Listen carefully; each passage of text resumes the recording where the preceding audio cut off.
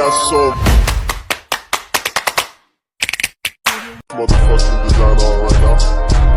Bring it down, bring it down, bring it down. I got 3 old guys on the block.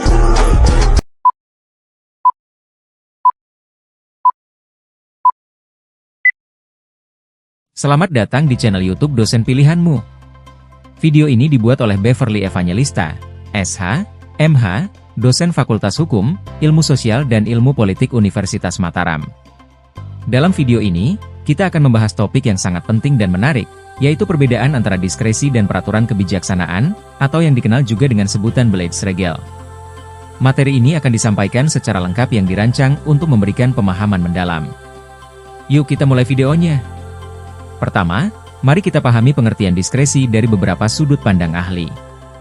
Menurut Philippus M. Hajon, 2005, diskresi adalah wewenang yang dimiliki oleh pejabat administrasi negara untuk mengambil keputusan atau tindakan berdasarkan penilaian sendiri dalam situasi yang tidak diatur oleh hukum atau ketika hukum memberikan beberapa pilihan. Di sisi lain, menurut Haji M. Rahmat, 2014, diskresi merupakan kebijakan atau tindakan yang diambil oleh pejabat tata usaha negara berdasarkan pertimbangan dan penilaian sendiri untuk mengatasi keadaan yang memerlukan penyelesaian segera. Kedua definisi ini menegaskan bahwa diskresi penting dalam administrasi negara untuk menghadapi situasi yang tidak diatur secara jelas oleh hukum. Ruang lingkup diskresi. Ruang lingkup diskresi dalam administrasi negara sangat luas dan mencakup berbagai aspek penting.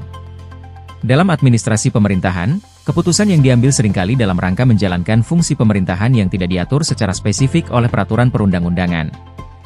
Hal ini memungkinkan pejabat administrasi untuk mengambil tindakan yang sesuai dengan kebutuhan situasi. Selain itu, diskresi juga penting dalam kondisi darurat, yaitu tindakan yang diambil untuk menangani keadaan darurat yang memerlukan penyelesaian cepat dan tepat, misalnya dalam bencana alam.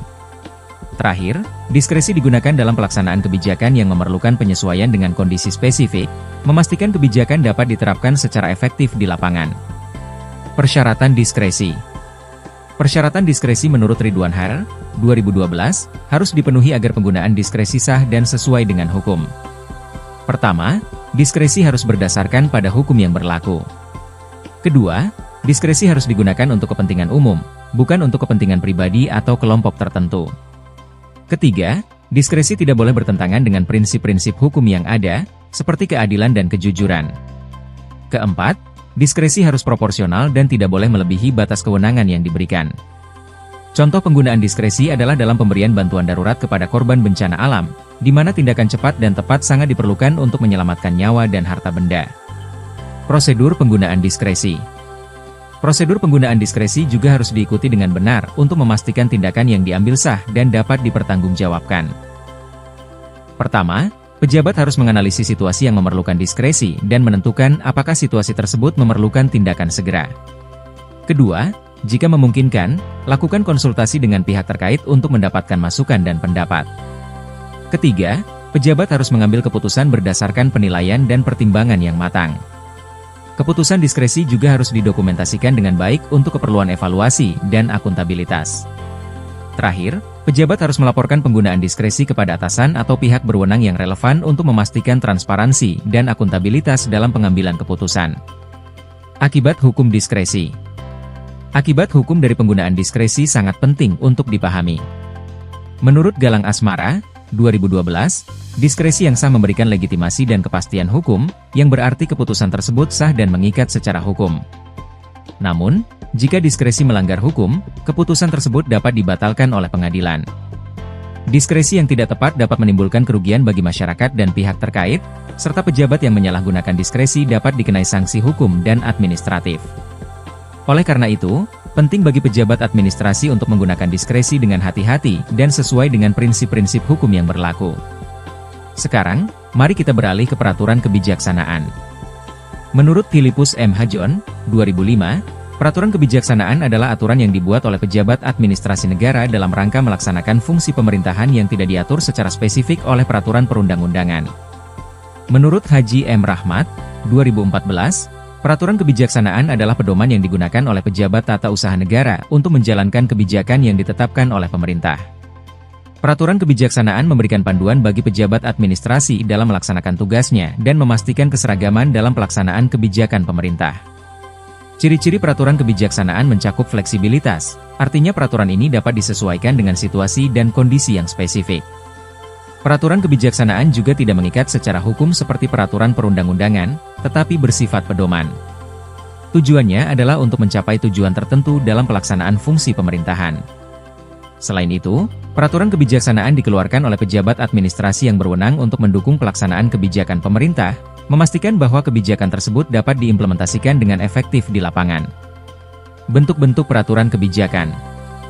Bentuk-bentuk peraturan kebijaksanaan bervariasi dan dapat mencakup instruksi, surat edaran, keputusan, nota dinas, dan pedoman teknis. Instruksi adalah arahan dari atasan kepada bawahan untuk melaksanakan tugas atau kebijakan tertentu. Surat edaran berisi pedoman atau arahan kepada seluruh unit kerja dalam instansi pemerintah. Keputusan diambil oleh pejabat administrasi untuk mengimplementasikan kebijakan tertentu, memberikan kepastian dalam pelaksanaan kebijakan. Nota dinas adalah catatan resmi yang berisi informasi atau arahan terkait pelaksanaan tugas dan kebijakan. Pedoman teknis memberikan petunjuk teknis untuk melaksanakan kebijakan atau program tertentu, memastikan bahwa pelaksanaan kebijakan dilakukan dengan benar dan sesuai dengan standar yang ditetapkan. Dari penjelasan yang telah diuraikan, kita dapat menarik kesimpulan bahwa perbedaan antara diskresi dan peraturan kebijaksanaan sangat jelas. Diskresi bersifat situasional dan digunakan dalam kondisi yang tidak diatur oleh hukum atau ketika hukum memberikan beberapa pilihan. Diskresi didasarkan pada penilaian dan pertimbangan pejabat yang berwenang dan bertujuan untuk mengatasi keadaan mendesak dan situasi darurat. Sementara itu, peraturan kebijaksanaan bersifat umum dan digunakan sebagai pedoman dalam pelaksanaan kebijakan pemerintah. Peraturan kebijaksanaan dikeluarkan oleh pejabat administrasi sebagai pedoman untuk pelaksanaan tugas dan bertujuan untuk memberikan arahan, serta memastikan keseragaman dalam pelaksanaan kebijakan pemerintah.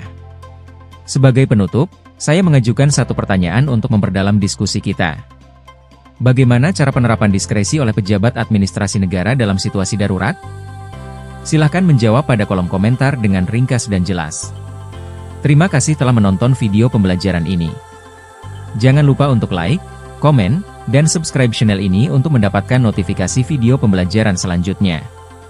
Sampai jumpa di video berikutnya.